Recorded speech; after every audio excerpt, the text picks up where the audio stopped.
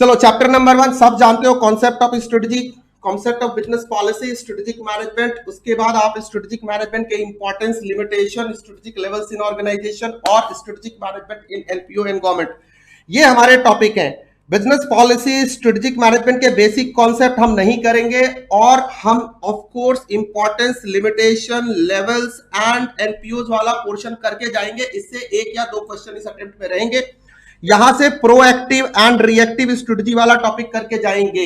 ये important areas है जहां से क्वेश्चन आएंगे और प्रैक्टिकल क्वेश्चन भी आएंगे। लेट्स स्टार्ट, हियर आई गो। सबसे पहले स्ट्रैटेजी, आप सबको क्लियर है ना स्ट्रैटेजी कहां से आई? दो वर्ड से आई, एक ग्रीक वर्ड जिसका नाम है स्ट्रेटेजिया, एक लैटिन वर्ड जिसका नाम है स्ट्रेटेगोस जिसका मतलब होता है जनरलशिप, मिलिट्री से आई, आर्ट ऑफ द जनरल। एक 300 बीसी के आसपास, 500 बीसी के आसपास एक बुक लिखी गई, the art of war by Sun Tzu. वहां से पैदा हुई स्ट्रेटेजी और उसके बाद धीरे धीरे पूरी दुनिया में स्ट्रेटेजिक मैनेजमेंट मिलिट्री से ओरिजिनेट हुआ। स्ट्रेटेजी की एक बेसिक सी डेफिनेशन दे देता हूं सो दैट कि तुमको थोड़ा कॉन्फिडेंस आए। Strategy refers to the ideas, plans, action and support. Ideas, ध्यान से सुनना, आइडिया एंड प्लान, कुछ लोग प्लानिंग को स्ट्रेटजी बोलते हैं, गलत है। Action and support is much required. बिना इंप्लीमेंटेशन के स्ट्रेटजी का कोई मतलब नहीं होता है टू अचीव कॉम्पिटिटिव एडवांटेज। सीधी सी बात है, strategy refers to the ideas, plan, action and support that firms employed to compete successfully against their rival to achieve competitive advantage. पूरे सिलेबस में अपन क्या करने वाले, अपन ऐसे ही ideas, plan, action and support को डिस्कस करने वाले हैं जिसके थ्रू हमें एज होगा हमारे राइवल के ऊपर। कॉम्पिटिटिव एडवांटेज गेन करने के लिए हम पढ़ने वाले मैनेजमेंट नहीं, स्ट्रेटेजिक मैनेजमेंट पढ़ने वाले, एडवांस लेवल मैनेजमेंट है। कुछ बातें थिन लाइन डिफरेंस के साथ थोड़ी डिफरेंट होंगी, उन्हीं पे practical and case based question पूछे जाते और अपन थोड़े से वहां पे अनकंफर्टेबल हो जाते। डोंट वरी, आज वो सारे कॉन्सेप्ट भी आपको क्लियर करता चलूंगा। उसके बाद जो पहला कॉन्सेप्ट है आप यहां पे देख सकते हो, बेसिक सा छोटा सा वर्किंग दिखा देता हूं आपको। कॉम्पिटिटिव एडवांटेज कई बच्चों को लगता होगा क्या कहलाता है, एक ब्रीफ 1 मिनट का एक कॉन्सेप्ट है। दो कंपनियां आप देख सकते हो, देखो इसी से क्वेश्चन ऐसे ही प्रैक्टिकल बना दिए जाते हैं और हमें लगता है पता नहीं कहां से आ गया, ये कहीं से नहीं आया, हमारे सिलेबस से आया। ये दो कंपनियां आपके स्क्रीन पे दिख रही है, एक का नाम पोट्रोनिक्स है, दूसरे का नाम JBL है। ये रहा JBL का स्पीकर, ठीक है। दोनों कंपनियां ड्रम स्पीकर बनाती हैं। JBL के बारे में आपने सुना होगा, नंबर 1 है। सोचना पड़ेगा आपको, सोचा होगा आपने कि नंबर 1 है, आखिर है तो क्यों है? क्योंकि इसके पास कॉम्पिटिटिव एडवांटेज है। कॉम्पिटिटिव एडवांटेज क्यों है? क्योंकि इसके पास एक अच्छी स्ट्रैटेजी है। क्लियर है क्या? तो स्ट्रेटेजी का कोर ऑब्जेक्टिव क्या है? कॉम्पिटिटिव एडवांटेज गेन करना। बोलो क्लियर है क्या? यस नो करते चलो भाई, किसी को नींद नहीं आएगी, सब लगे रहेंगे, जगे रहेंगे, मेरे साथ बातें करते रहेंगे। स्ट्रेटेजिक मैनेजमेंट इंपॉर्टेंट है आपकी लाइफ का, अच्छे से करना है, ठीक है। कल बहुत अच्छे क्वेश्चन आएंगे और आप सारे करके आओगे, ऐसा मेरा पूरा कॉन्फिडेंस है। ये मैराथन 6 to 7 आवर्स का होगा जिसमें मैं पूरा SM कराऊंगा। अगर किसी बच्चे ने अब तक नहीं किया है तो मेरे साथ, मेरे पे रिलाय करके कर सकता है, मैं छोड़ के नहीं जाऊंगा। दिस इज माई गारंटी, पहले ही बोल देता हूं। I am not going, I will not leave you alone, don't worry. वो नहीं कराऊंगा 1-2 कराया और 3-5 वहां से कर लेना और 6-8 उधर से देख लेना और चले जाओ। ऐसे मैंने कई बार करा दिया इस सीजन में मैराथन। फिर भी आज की कमिटमेंट आपके साथ, ठीक है। Yes, thank you.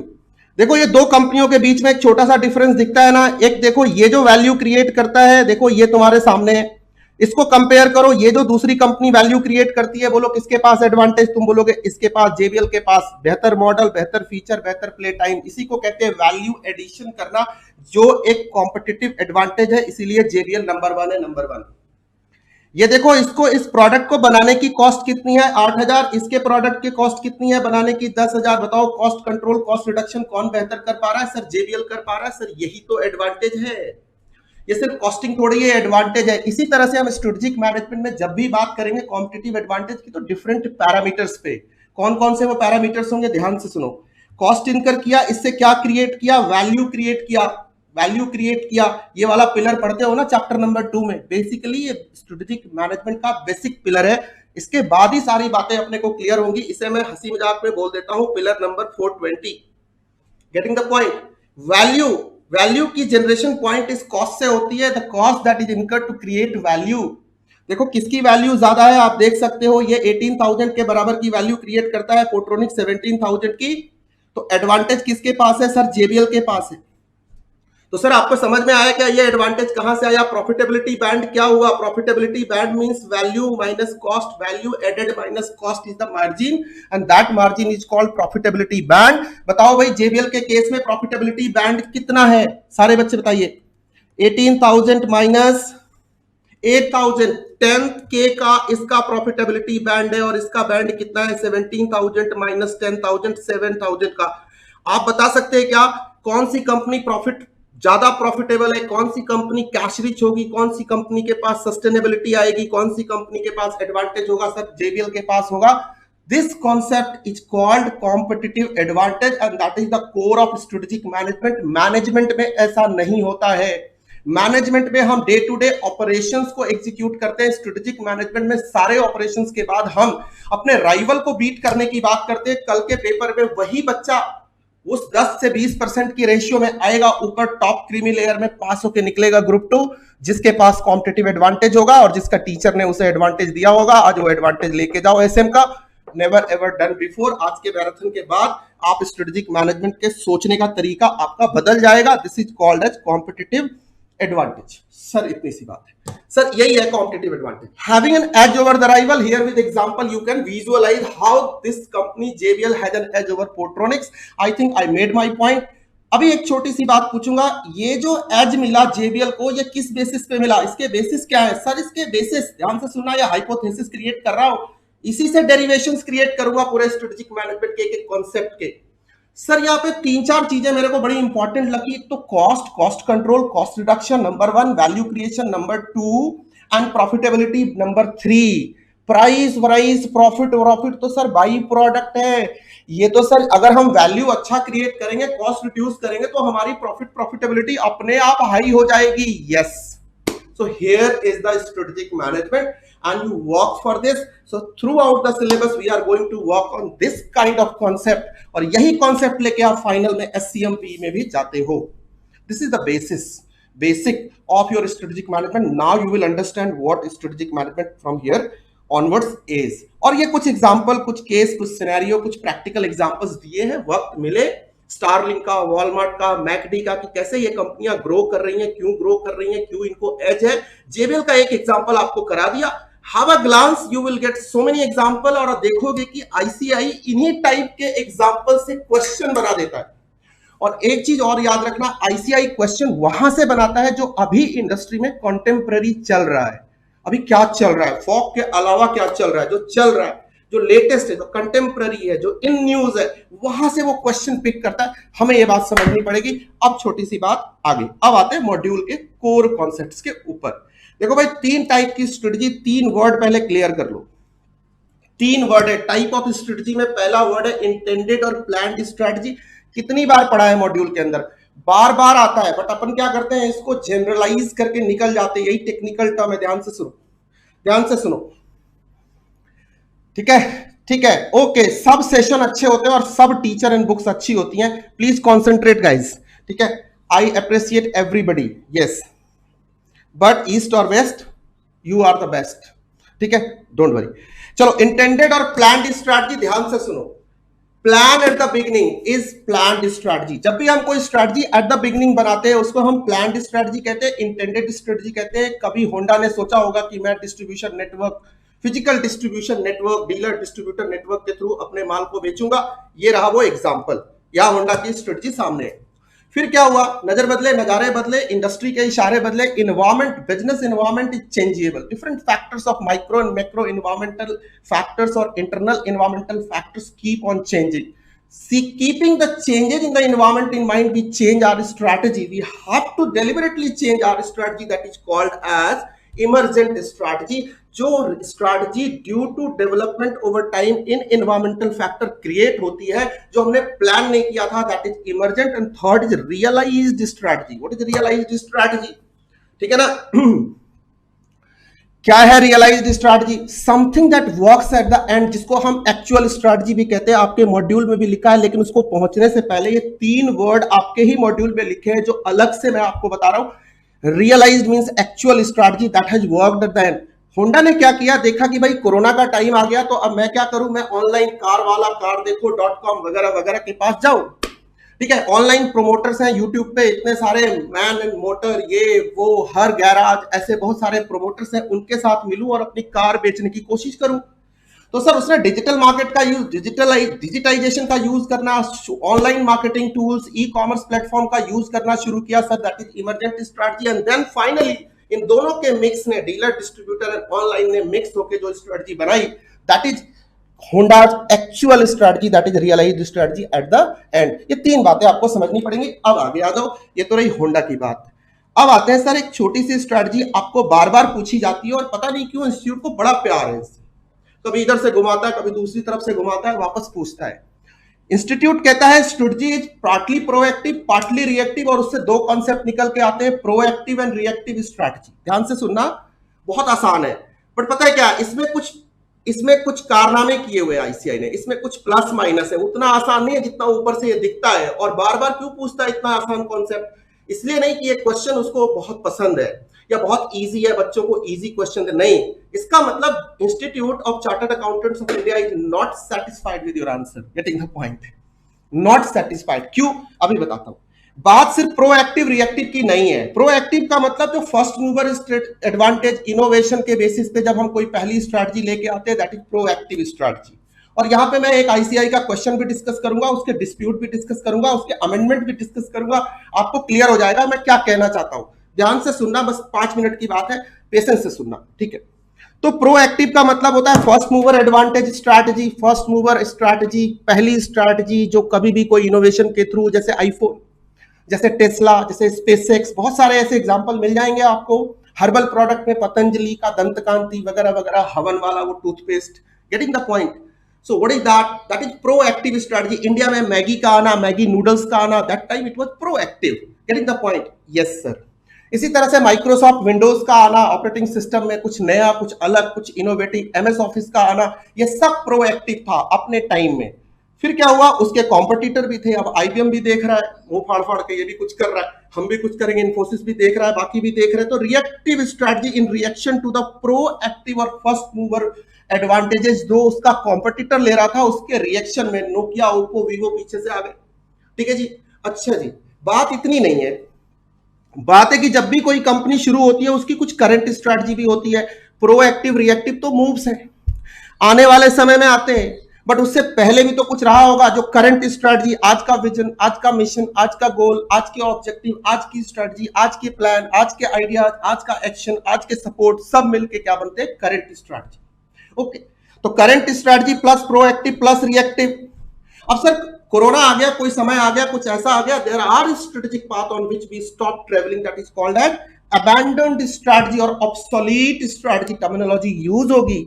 तो सर इसको माइनस कर देते हैं। से अभी हमने देखा, हम एक्सपेंशन मोड में थे, हमने देखा कि ऐसा है मार्केट में रिसेशन चल रहा है, तो ऐसा करते हैं अभी हम ना टर्न अराउंड कर देते हैं, कुछ ऑपरेशंस को बंद कर देते हैं, कहीं से कुछ रिट्रीट कर लेते हैं, रिट्रेंच कर लेते हैं, क्लोज डाउन करते हैं, रेवेन्यू जनरेट करते हैं, कहीं डाइवेस्टमेंट कर देते हैं। बदल गई ना स्ट्रेटजी, पुरानी वाली स्ट्रेटजी बंद, डाइवेस्टमेंट चालू, तो पुरानी वाली का क्या हुआ? वो अबैंडन्ड या ऑब्सोलीट स्ट्रेटजी हो गई। इन सब के सम टोटल को हम क्या बोलते हैं? एक्चुअल या रियलाइज्ड स्ट्रेटजी। बोलो, मैंने कनेक्ट कर दिया क्या? अब इंस्टीट्यूट क्या करेगा? आपके साथ खेल कर देगा, रियलाइज्ड और एक्चुअल को एक जैसा बना के, एक टॉपिक बना के, क्वेश्चन बना के, पता नहीं आपके सामने क्या रख देगा। आप बोलोगे बाप रे बाप, आउट ऑफ सिलेबस में क्या आ गया, ये कुछ नहीं आया, सिंपल, क्लियर है। अब ध्यान से सुनो, जब भी आपको इस सवाल का जवाब देना हो कि strategy is partly proactive partly reactive, तो आप क्या करोगे? आप ऑफ कोर्स प्रोएक्टिव को डिफाइन करोगे, रिएक्टिव को डिफाइन करोगे, बट आप क्या करोगे? अबैंडन्ड, करंट और एक्चुअल को भूल जाओगे। ऐसा नहीं करना। आप कंक्लूड करते हुए ये डायग्राम बनाओगे और उसके साथ आप कंक्लूड करोगे कि स्ट्रैटेजी सिर्फ प्रोएक्टिव रिएक्टिव नहीं होती, एक्चुअल स्ट्रैटेजी तक पहुंचने के लिए अपने को करंट एंड अबैंडन्ड स्ट्रैटेजी भी होती है, ऑब्सोलीट स्ट्रैटेजी भी होती है। आप ये डायग्राम आपके मॉड्यूल में आपने देखा ही होगा। This is current, this is proactive, this is reactive, minus abandoned is equal to latest और actual strategy, that is full and fine. इस तरह से आप इस क्वेश्चन को कंक्लूड करोगे, पूरे मार्क्स मिलेंगे। आओ इस पे एक क्वेश्चन पहले डिस्कस करते, फिर आगे बढ़ेंगे, ठीक है। चलिए जी, आपको क्वेश्चन का कोई बुकलेट लेने की जरूरत नहीं है, मैं आईसीआई के क्वेश्चन डिस्कस कर रहा हूं, आपको मेरे साथ डिस्कस करना और भूल जाना है, बस आगे बढ़ना है।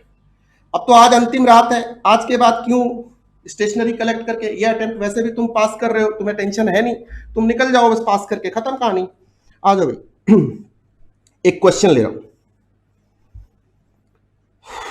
क्वेश्चन नंबर मार्क किए मैंने, एक कमल स्वीट्स का क्वेश्चन है, लेकिन उससे पहले मैं एक क्वेश्चन और लूंगा, फिर कमल स्वीट्स पे आऊंगा। ये देखो भाई साहब, यही क्वेश्चन है पास्ट ईयर नवंबर 18 का, कितना सिंपल क्वेश्चन है। Strategy partly proactive partly reactive discuss बोल के छोड़ दिया। अब हम क्या करते हैं, प्रोएक्टिव रिएक्टिव लिख के निकल जाते हैं। इंस्टीट्यूट ने क्या किया, प्रोएक्टिव बताया, उसके रीजन बताए, प्लान इन एडवांस बताया, मतलब प्लान स्ट्रैटेजी है ये। देन उसके बाद रिएक्टिव स्ट्रेटजी बताया, कंक्लूजन किया कि भाई अगर हम इस स्ट्रेटजी को क्राफ्ट करते हैं, प्रोएक्टिव और intended strategy based on prior success experience and then adopting emergent successfully reactions as circumstances surround the company's situation change, better emerge a reactive and adaptive strategy। और ये वाला डायग्राम विद एग्जांपल देके आपको करना है conclude. EIS SM के अंदर concept के एग्जांपल इंपॉर्टेंट होते हैं, बट एग्जाम्पल पैराग्राफ पे नहीं, सिंगल लाइनर, टू लाइनर, छोटे छोटे एग्जाम्पल आप पुश करेंगे। मैं बहुत सारे ऐसे एग्जाम्पल बोलूंगा, उन्हीं एग्जाम्पल में से कोई एक पिक करके ICI एक प्रैक्टिकल क्वेश्चन बना देगा। तुम कहोगे प्रैक्टिकल आ गया, कुछ नहीं है, छोटा सा एक सिनेरियो है, इंडस्ट्री का ये सिचुएशन है जिसपे उसने बना दिया आपके लिए क्वेश्चन। तो आपको ये चीज फॉलो करनी है, दैट्स इट। चलो एक क्वेश्चन और है, डिस्प्यूटेड क्वेश्चन है। मैंने इंस्टीट्यूट को इस पे थोड़ी आवाज उठाई थी, इंस्टीट्यूट ने इस क्वेश्चन का ड्राफ्ट अब चेंज कर दिया है। बहुत सारे बच्चे बहुत दिन से इंतजार कर रहे थे कि सर इसका क्या हुआ। आओ आज दिखाता हूं क्या हुआ। मैंने अपने क्लास में बोला था इंस्टीट्यूट का ICI का ये आंसर गलत है। अभी जो नया मॉड्यूल आया है, ये जितने अपडेशन है आज के सेशन में मैं सारे कराऊंगा आपको। जहां जहां अपडेशन है वो ना, जो इंस्टीट्यूट ने चेंजेस किए, छेड़छाड़ करी है, जो आपको देख के क्लियर भी नहीं होता कि हाँ हुआ है कि नहीं हुआ है। अपना मॉड्यूल तेरे मॉड्यूल जैसा ही लग रहा है यार, कोई डिफरेंस ही नहीं है, बट चेंज क्या हो गया। ऐसे क्वेश्चन सारे मार्क करके लाया हूं, आज के सेशन में करा दूंगा। वैल्यू एडिशन यही है इस सेशन का। आप पूछ रहे थे ना कि आज SM का मैराथन कराने का क्या पर्पस, यही पर्पस है, इस क्वेश्चन से समझ में आ जाएगा। ये कमल स्वीट्स वाला क्वेश्चन सबने किया होगा ना, बोलो किया है क्या, बोलो यस और नो, सारे बच्चे बोलो। जरा 2 वे कम्युनिकेशन होने दो जरा। आओ भाई, भाई दिले दीदार अगर है तो नजर में इश्क पैदा कर, और थकने नहीं दूंगा, लगाए रखूंगा। आज लगेंगे अपन, काम करेंगे बहुत सारा। बोलो भाई सारे बच्चे, दोस्त बोलो, बॉस, सारे ऐप वाले बच्चे बोलो, मेरे चैनल वाले बोलो, कपिल सर के चैनल वाले सारे बच्चे बोलो। सब बच्चे अपने ही बच्चे हैं, किसी भी चैनल पे कहीं भी बैठ के बोले किया है ना। तो तुमने क्या देखा था इस केस में। हाँ thank you thank you thank you thank you, done है। चलो गुड बेटा, लिखते रहो, बोलते रहो, जरा कमेंट करते रहो, कोई बात नहीं। नैना ने नहीं किया, मैं पढ़ देता हूं। चलो एक बार देखो, फटाफट देखो, ये बहुत इंपॉर्टेंट क्वेश्चन है, करके जाना। इंस्टीट्यूट ने स्मार्टली यहाँ पे चेंज किया है। मैंने इसके लिए मेल लिखा था इंस्टीट्यूट को कि आपका आंसर गलत है। बहुत सवाल किया उन्होंने, क्यों गलत है, क्यों आप पीछे पड़े हो। मैंने कहा कुछ तो करो। ये देखो, Kamal sweets corner, a very popular sweet shop in Ranchi. देखो ध्यान से भाई, 2 मिनट का क्वेश्चन है। was facing tough competition from branded stores of packaged sweets and imported goods। भाई इसको बहुत कंपटीशन है, बहुत वाट लगी पड़ी है। The owners realized that their business reduced by 50%। अब इससे बुरा क्या ही होगा। In last 6 months, 6 महीने में 50% वाट लग गई भाई, कंपनी गई, लाला तो गियो। And this created a stressful business environment from them। बहुत issue. To find a solution, they consulted a business consultant, Om Trivedi, in practice to help them develop a strategy to fight competition and sustain their century-old family business since 1939। लिखा होगा कुछ, since 1856 कुछ इस type वाली shop थी। अब भाई वो कमल स्वीट्स की लगी पड़ी है। अब मेरे पास आए, कोई बात नहीं, तुम्हारे पास गए, ऐसा समझ लो। The business consultant advised them to innovate, innovate, innovate, innovate। Word underline करो, इनोवेशन से प्रोएक्टिव स्ट्रेटजी पैदा होती है। बोलो यस और नो, बोलो यस और नो। अभी यहाँ पे आपको पॉइंट दे रहा हूं, अभी आप मेरे से बहुत सारे डिस्कशन कर सकते हो। इसी के बेसिस पे ICI को मैंने क्वेश्चन किया था, उनके आंसर को उन्होंने ठीक कर लिया, कोई बात नहीं, thank you ICI। A new snacks for the public and market in a traditional snack of the region। एक नया स्नैक्स बनाया, उसको बोला इस इलाके का ये पुराना स्नैक्स है, ये वाला नहीं, स्नैक्स है, और आप सर इसको अच्छे से यूज करो, लोग थोड़े पसंद करेंगे। तो owners like the idea and developed a new snack called dahi samosa, याद आ गई, which was quickly became popular amongst the public and helped them regain the lost business of Kamal Sweets।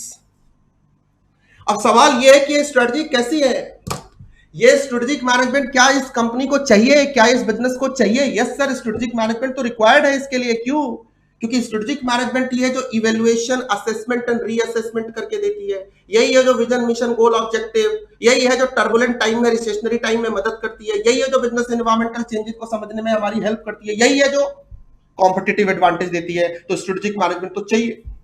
But sir आपसे सवाल है, also was this strategy reactive और proactive? पहले ICI ने लिखा हुआ था रिएक्टिव, बट इंस्टीट्यूट ने यहाँ कोर्स करेक्शन किया, according to which is more beneficial in general parallels. आपके हिसाब से कौन सा बेहतर है? आपके हिसाब से तो प्रोएक्टिव ही बेहतर होगा, बट आपके हिसाब से रिएक्टिव बुरी भी नहीं हो सकती, क्योंकि इस कंपनी ने तो रिएक्टिव स्ट्रेटजी से ही प्रोएक्टिव स्टेप वाले अपने राइवल्स को बीट किया और अपना लॉस्ट ग्लोरी को पाया। तो आईसीआई का आंसर भी देख लेते हैं क्या चेंज है। यही ऐसे ही क्वेश्चन आपको समझने हैं, बस ऐसे हर चैप्टर के इंपॉर्टेंट कुछ क्वेश्चन मार्क करके लाया हूं, आपको फटाफट मेरे साथ करना है आज के सेशन में, टाइम बाउंड मैनर में। Important question, important updation, important topic सारे कराऊंगा, और उसके बाद तुम्हें कुछ और करने की जरूरत भी नहीं पड़ेगी, सच बताऊं तो। So that will be the end of the story. Page number कितना है भाई? आजा यार, खुल जा सिम, इतना टाइम क्यों लगा रहा है गुरु?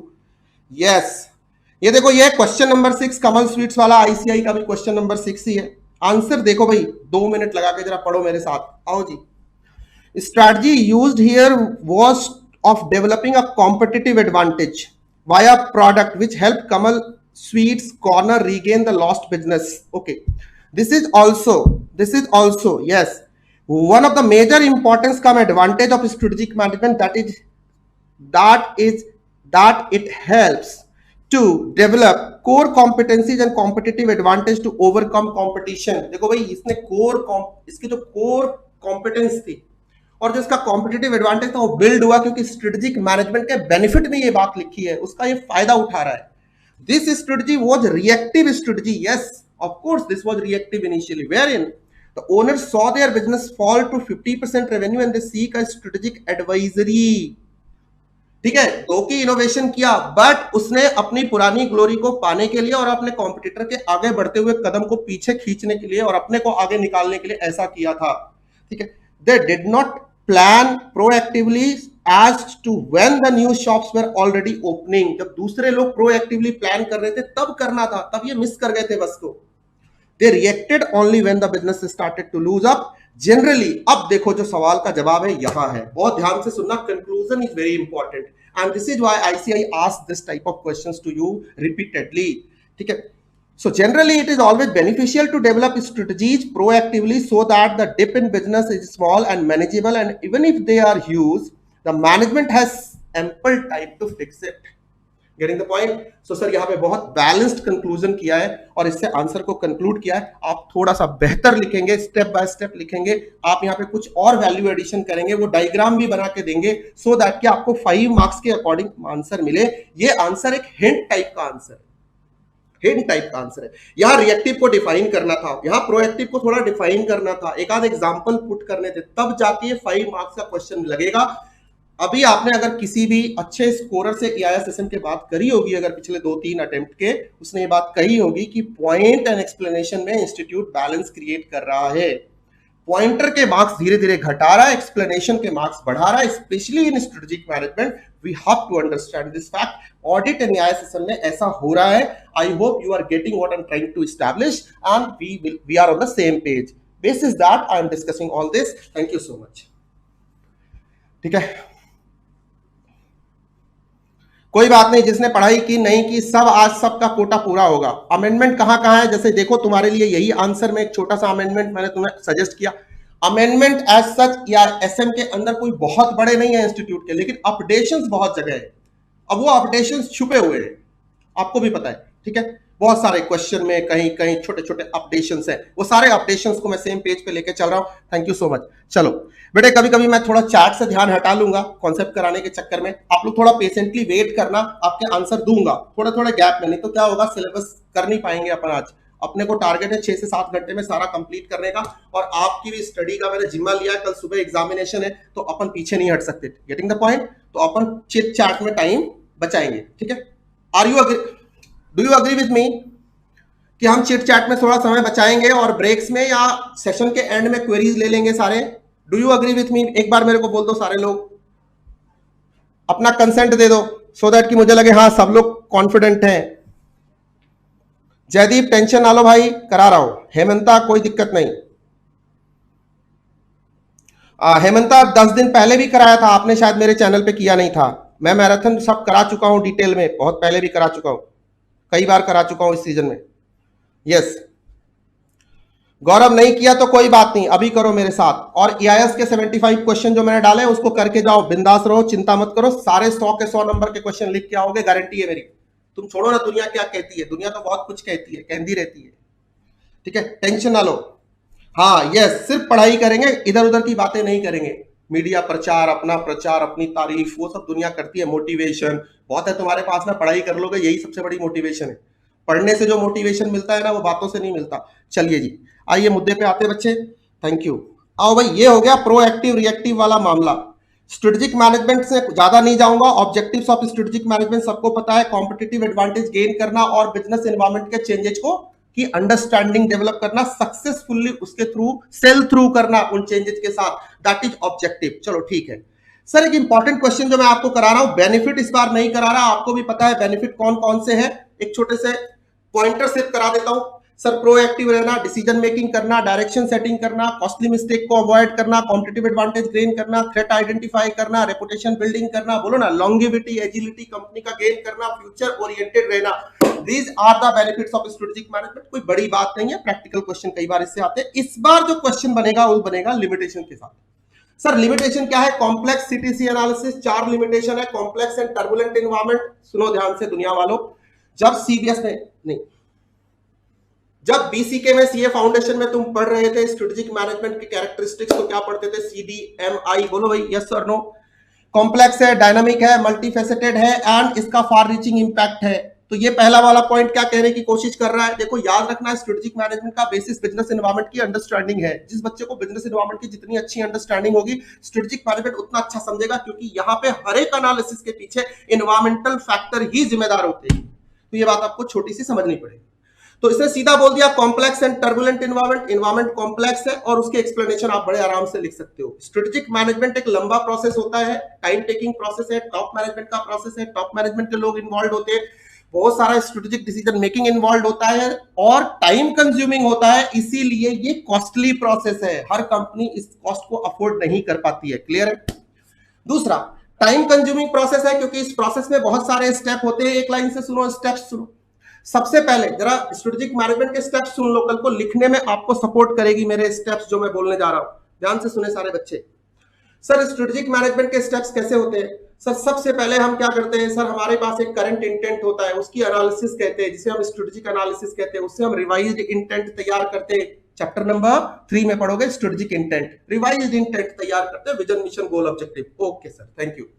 उसके बाद सर नई स्ट्रेटजी बनाने के लिए हम क्या करते हैं? स्ट्रेटजी फॉर्मुलेशन करते हैं। उसमें sir strategic decision making and strategic evaluation, 2 part mix होते हैं, जिसके बेसिस पे हम स्ट्रेटेजिक चॉइसेस निकालते हैं, best course of alternative action. Okay sir. उसके बाद sir strategic implementation and control आता है और फिर उसके बाद सर स्ट्रेटेजिक इवैल्यूएशन आता है कि whether we achieved our goals and objectives, not only goals and objective but with competitive advantage. अरे गोल एंड ऑब्जेक्टिव तो पोर्ट्रोनिक्स भी अचीव करती है, बोलो यस और नो।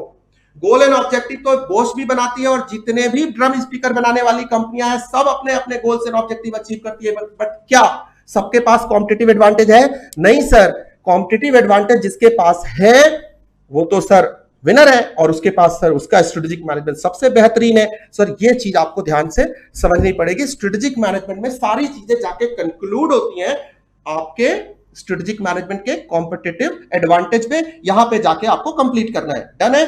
चलो thank you. This PDF is on Telegram channel Murali भाई।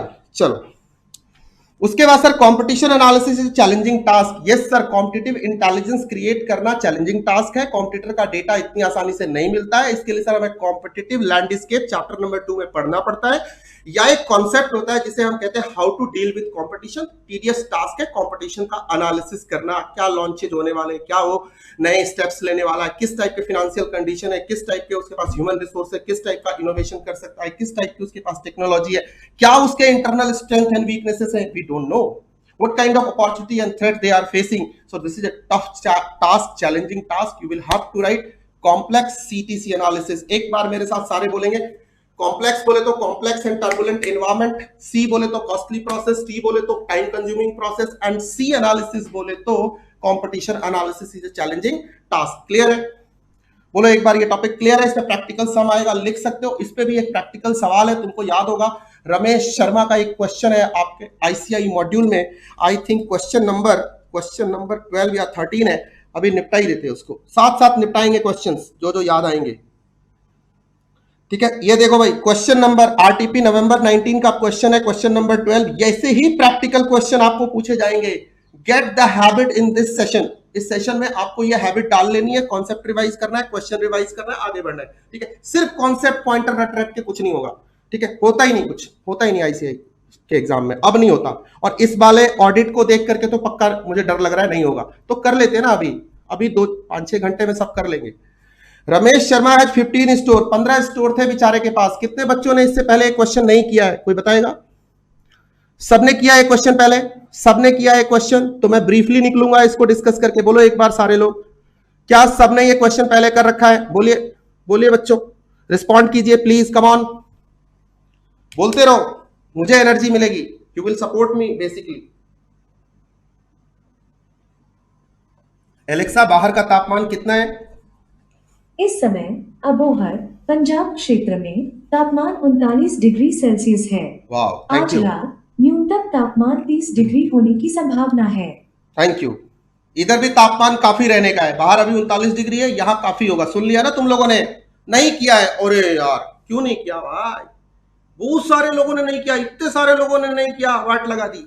Okay okay okay okay, अभी कर लेते हैं। चलो, रमेश शर्मा है 15 स्टोर सेलिंग कंज्यूमर ड्यूरेबल्स इन दिल्ली रीजन। ओके, अच्छी बात है। 4 of these stores were opened in last 3 years। उसमें से 3 पिछले, कुछ उसमें से 4 जो थे ना पिछले 3 साल में खुले। वाट लगने वाली है। He believes in managing strategically। अच्छा, स्ट्रेटेजिक मैनेजमेंट समझ में आती है। And enjoyed significant sales of refrigerator, television, washing machine। मतलब बहुत सारे आइटम बेचते भाई साहब शर्मा जी, गुड़गांव वाले शर्मा जी हैं ये। लाइक टिल 4 years बैक, 4 साल पहले तक बहुत अच्छे दिन थे, अब इनके बेचारे के बुरे दिन आ गए हैं। With shift to the purchase to online store, the sales of the store came down to about 75% in last 4 years। ओ तेरी, बचाई क्या भाई? 54 बची है भाई के पास। भाई के पास कितनी बची? 54, 25%, सब गया। अब क्या प्रॉब्लम होगी भाई साहब आपके साथ? आप तो स्ट्रेटेजिकली चल रहे थे, स्ट्रेटेजिकली चल रहे थे या स्ट्रेटेजिक मैनेजमेंट समझ भी रहे थे, मतलब कुछ तो लोचा हुआ। Analyse the position of Ramesh Sharma in the light of limitations of strategic management. लो भाई, पहले ही बता दिया, रमेश शर्मा की इस स्थिति के लिए कौन जिम्मेदार? मैं नहीं, स्ट्रेटेजिक मैनेजमेंट की लिमिटेशंस। कौन से लिमिटेशंस? तो तुमको कैसे लिखना आंसर, देखो भाई आंसर लिखना सीख लो। नए बच्चे तो मुझे पहली बार देख रहे, आंसर लिखना सीखे। नहीं भाई, किसी ने किया है? किसी ने नहीं किया, सबने लिखा नो। वाट लगेगी आज, हाँ पता है मुझे, कोई बात नहीं, करेंगे आज, करेंगे, आर पार करेंगे, डोंट वरी, पॉजिटिव रहो, सब करने वाले, सब करेंगे, बीच में कुछ भी नहीं छोड़ूंगा। ठीक है, स्टेप नंबर 1 देखो आपको क्या करना है। आप देखो एक प्रैक्टिकल क्वेश्चन का आंसर लिख रहे हो तो इसकी समरी लिखनी है सबसे पहले। प्रेसिज राइटिंग बचपन में आपके टीचर ने सिखाया होगा, स्कूल में, स्कूल वाली मैडम ने, नहीं बेटा लिखो, आप आज होमवर्क करके नहीं आए, वो बोलती थी ना मैडम, और फिर डांट पड़ती थी, फिर टेबल पे खड़े हो जाओ। पीटने वीटने का तो जमाना चला गया, हमारे टीचर तो कूटा करते थे इस बात के लिए। वही वाली प्रेसिज राइटिंग लिखनी है, सिनॉप्सिस बोलते हैं, ब्रीफ स्टोरी 2 लाइन में लिखनी है। उसके बाद बताना रमेश शर्मा के साथ ये हुआ था, ये क्यों हुआ था। बात ध्यान से सुनो। रमेश शर्मा जी क्या थे? बड़े ही पुराने ख्यालों के थे, स्ट्रेटेजिकली चल रहे थे, लेकिन ऑनलाइन ई कॉमर्स का जमाना आ चुका था, रमेश शर्मा जी हैंडल नहीं कर पाए। मतलब रमेश शर्मा जी को सबसे पहले तो एनवायरमेंट डायन खा गई, मतलब एनवायरमेंट की कॉम्प्लेक्सिटी एंड टर्बुलेंट नेचर जो वो समझ नहीं पाए, चले गए, कंपटीशन टफ है, ये ट्रेडिशनल स्टोर चलाते रह गए, वो ई कॉमर्स चला गए। इनको सर डिफिकल्ट हुआ चेंजेस को, जो भविष्य में इमरजेंट स्ट्रेटजी इनको लानी चाहिए थी, इनकी रियलाइज्ड स्ट्रेटजी डिफरेंट होनी चाहिए थी, ये प्लान्ड पे ही चलते रहे भाई साहब। बदले नहीं, नजर बदले, नजारे बदले, स्ट्रेटजी के इशारे बदले, भाई साहब फ्लेक्सिबली बदल नहीं पाए, इसकी वजह से गए और 4 साल से जा रहे थे। टाइम कंज्यूमिंग प्रोसेस है और सर नहीं बियर कर पाए, शायद ये कॉस्टली प्रोसेस है सर, ऑनलाइन नहीं जा पाए सर, ये सब रीजन है, ये सब लिमिटेशंस थे उनके स्ट्रेटजीज के। इन्हीं लिमिटेशंस की वजह से वो बेचारे मात खा गए। आपको ये इंपॉर्टेंट पॉइंट्स एक्सप्लेन करने पड़ेंगे, हाईलाइट करने पड़ेंगे। स्टेप नंबर 2 में आपको दिखाने पड़ेंगे एग्जामिनर को, भाई मैंने ये 5 पॉइंटर लिखे, तू पूरे के पूरे नंबर दे दे, जान छोड़, और कंक्लूजन बेटा जरूर देना। कंक्लूजन कैसे लिखते हैं मैं एक बार पढ़ के सुना देता हूं, शायद आपको ये बात समझ में आ जाएगी। किसी भी प्रैक्टिकल क्वेश्चन को 3 पार्ट में बांट देते, डिवाइड कर देते, ठीक है। मैं बोलूंगा, सिर्फ ज्यादा से ज्यादा बोलूंगा, बोलने की आदत पड़ गई अपने को, ठीक है। मैं लिखने विखने का काम थोड़ा कम करूंगा, बोलता रहूंगा, आपको बस ग्रास्प करना है मेरे से। और अब बोलने के अलावा कोई ऑप्शन भी नहीं है अपने पास, लिखने विखने में तो बहुत टाइम लगेगा। सुनो ध्यान से। सबसे पहले आपको उसका फैक्ट ऑफ द केस या सिनॉप्सिस के नाम से उसकी ब्रीफ समरी लिखनी है। उसके बाद उसका पूरा मैटर बॉडी टेक्स्ट लिखना है, कंक्लूजन जरूर देना। जरा कंक्लूजन इसका पढ़ देता हूं, आगे नहीं पढ़ूंगा, आपको समझ में आ जाएगा। बुद्धिमान लोगों के लिए इशारा काफी होता है, तुम लोग इंटेलिजेंट हो मुझे पता है। चलो, however Ramesh Sharma organisation should learn that how to deal with the above limitation. ताना मारो इसको भैया, पूछ लिया होता हमसे, हम स्ट्रेटेजिक मैनेजमेंट के स्टूडेंट हैं, कभी हमारे पास ही आ गए होते शर्मा जी? नहीं आए। Organisation which can deal with adversities, weaknesses, uncertainties, threat and adverse events and trends, ये तो तब डील कर पाएगा ना जब वो इन्वायरमेंट को समझ पाएगा। बोलो यस और नो, मात खा गए। अगर इसके साथ डील किया होता, इमरजेंट स्ट्रेटजी फॉलो की होती, progress well with changing time and regain competitive advantage. बेटा स्ट्रेटेजिक मैनेजमेंट की बात बिना कॉम्पिटिटिव एडवांटेज, बिना एनवायरमेंट के कंप्लीट होती नहीं। आपको ये सीखना पड़ेगा। बोलो सीख गए क्या? इतनी बात डन है क्या? अडॉप्ट कर लिया क्या? बात समझ में आई क्या? क्या कहना चाहता हूं इस मैराथन में, आपको क्लियर हुआ क्या? बोलो yes sir. Pankaj Gupta, 75 question की कोई पीडीएफ नहीं है बेटा, जो मैं उसमें करा रहा हूं। ये पीडीएफ जो हमारा चार्ट है, अंतिम प्रहार चार्ट, वो उसी से कराया है। वो मेरे टेलीग्राम चैनल और कपिल सर के टेलीग्राम चैनल पे है। आप 2-4 पोस्ट ऊपर नीचे स्क्रॉल करो, आपको मिल जाएगा अंतिम प्रहार चार्ट्स या एसएसएम की, मिल जाएगा। बहुत पॉपुलर है हिंदुस्तान में, लाखों बच्चों के पास है, हजारों नहीं लाखों बच्चों के पास है। आप करो हमारे टेलीग्राम पे, सर के टेलीग्राम चैनल पे जाओ बेटा, मिल जाएगा। क्लियर है ना सबको? आगे बढ़ सकता हूं अब मैं? चलो डन है, 2 टॉपिक कर लिया, एक क्वेश्चन इसी से आएगा। आगे चलते साहब, बहुत अच्छे। मॉड्यूल भी साथ में रखा है, जरूरत पड़ेगी मॉड्यूल भी निकलेगा, डोंट वरी, सब लेके आया हूं आज। चलो भाई अब आ जाओ, strategic level in the organisation. सबको पता है ना स्ट्रेटेजिक लेवल कैसे पैदा हुए? अभी यहाँ पे थोड़ा 2 लाइन का सुन लेना, उसके बाद आप स्ट्रेटेजिक लेवल जल्दी जल्दी बोलना। सुनो ध्यान से। पहले बिजनेस कैसा होता था? XYZ लिमिटेड, हमारी कोई अन्य ब्रांच नहीं है। हम क्या बनाते हैं? टायर बनाते हैं साहब, बनाओ, बनाते रहो जिंदगी भर टायर। ऐसे ही था पहले, ऐसा बिजनेस होता था।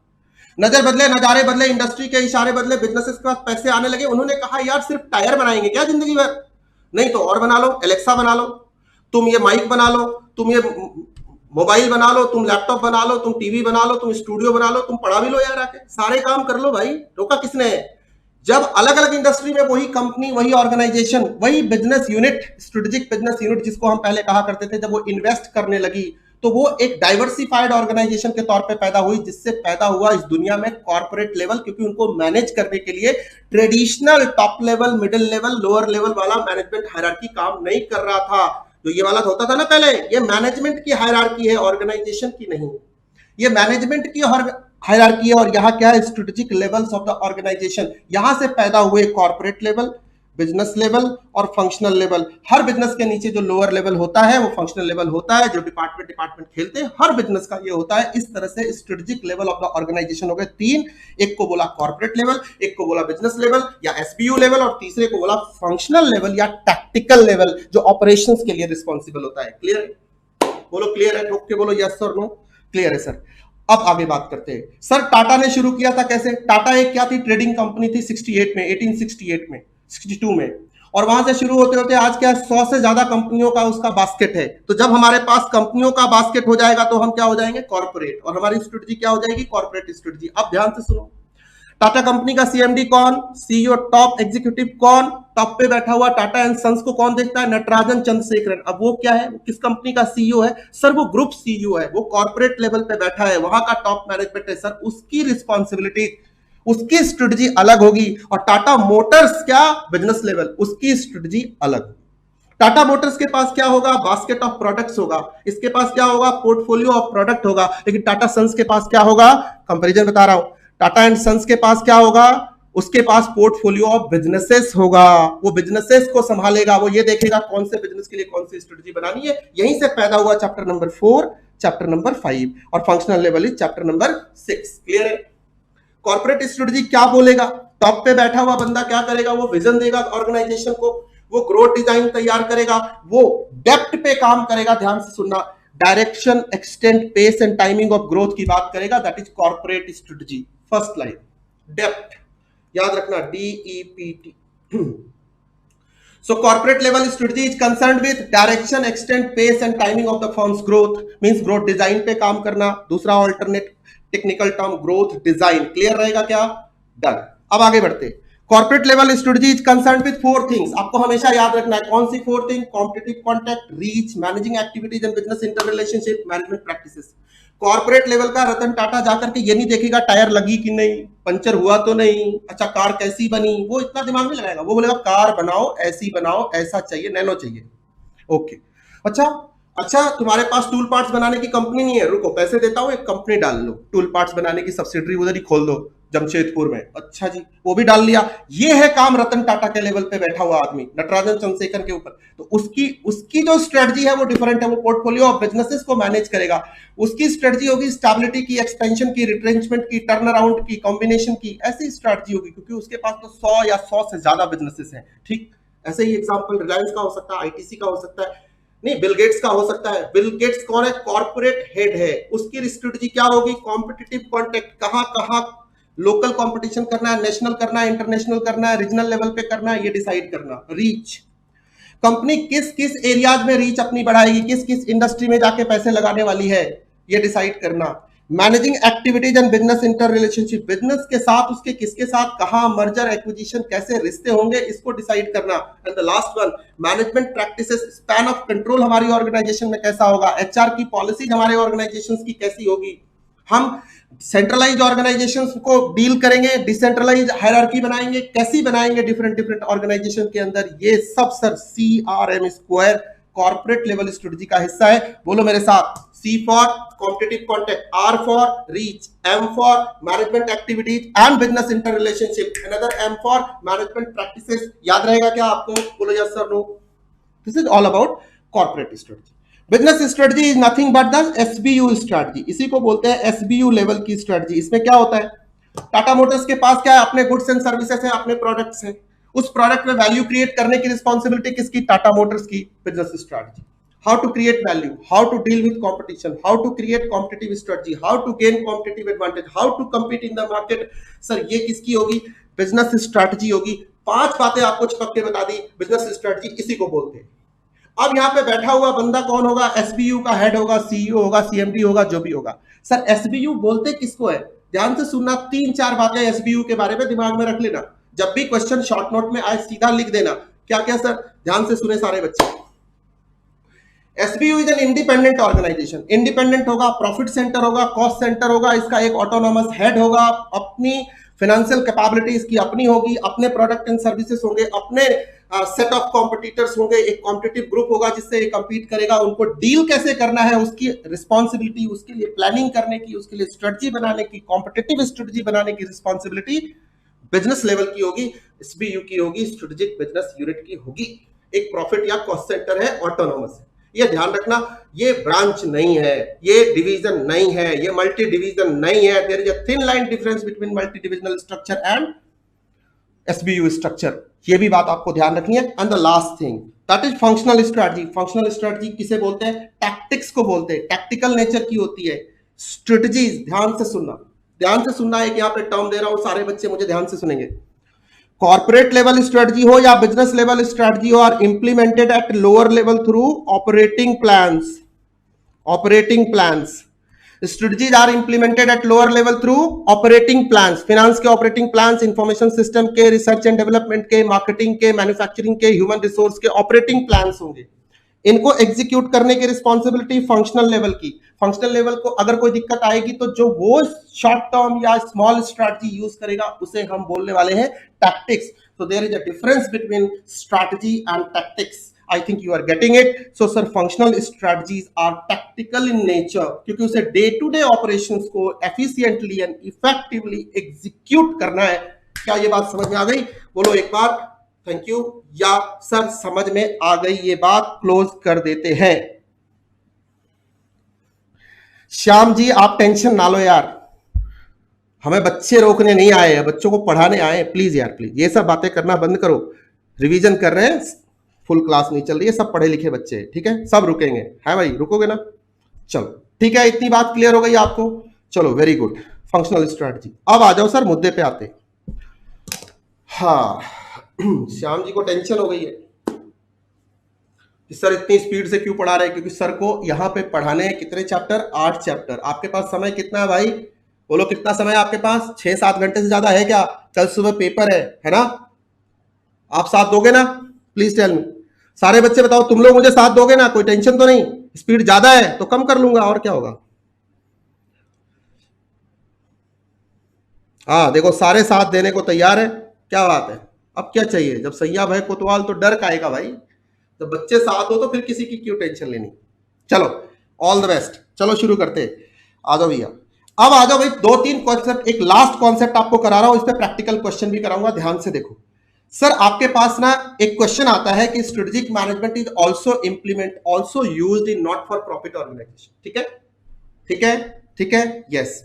यहां पे पता नहीं हम क्या क्या लिखते हैं। हम लिखते हैं कि एनपीओज को जरूरत होती है, वो यूज करते हैं, स्ट्रेटजी उनको जरूरत होती है, उनको भी कॉम्पिटिटिव एडवांटेज चाहिए होता है, उनके भी राइवल ऑर्गेनाइजेशन होते हैं, उनके भी फंड्स की जरूरत होती है, लेकिन उनको भी ऑडियंस की जरूरत होती है और उनको भी कॉम्पिटिटिव एडवांटेज चाहिए होता है। वो नॉट फॉर प्रॉफिट है, कंपटीशन करना तो नहीं छोड़ दिया।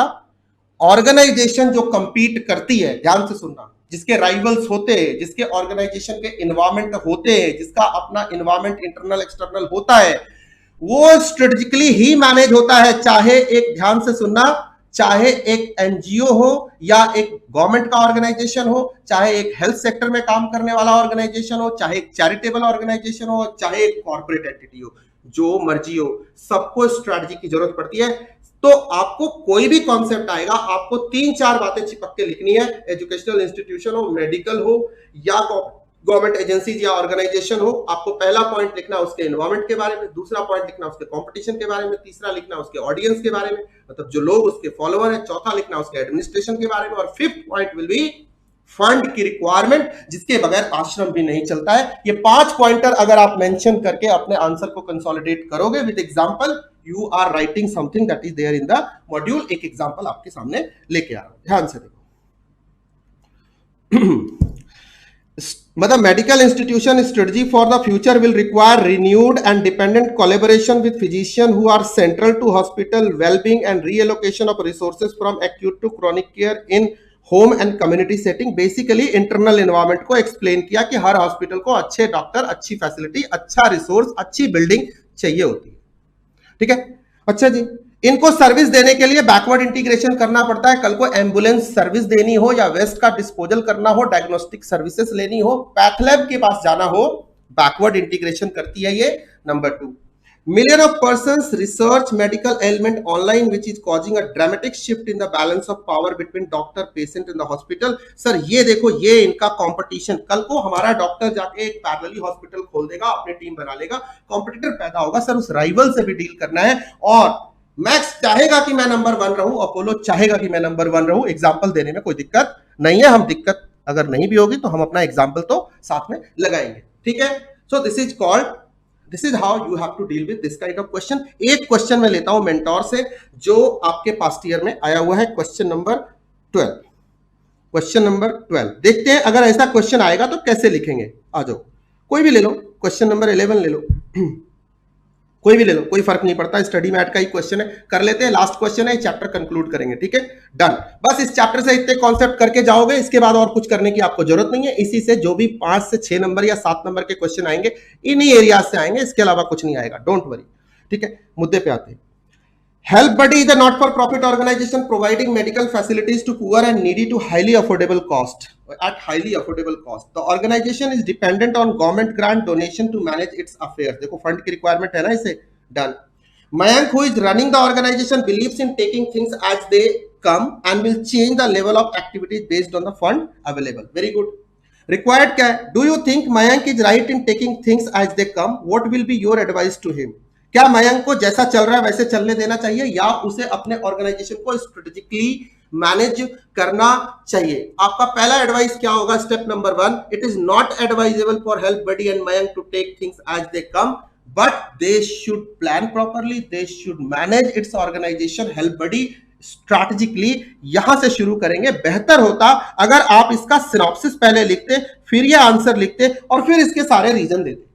फिर आप बताओगे कमर्शियल हो या नॉन कमर्शियल हो, उसको प्रॉपर प्लानिंग की रिक्वायरमेंट होती है, नंबर 1, ठीक है ना।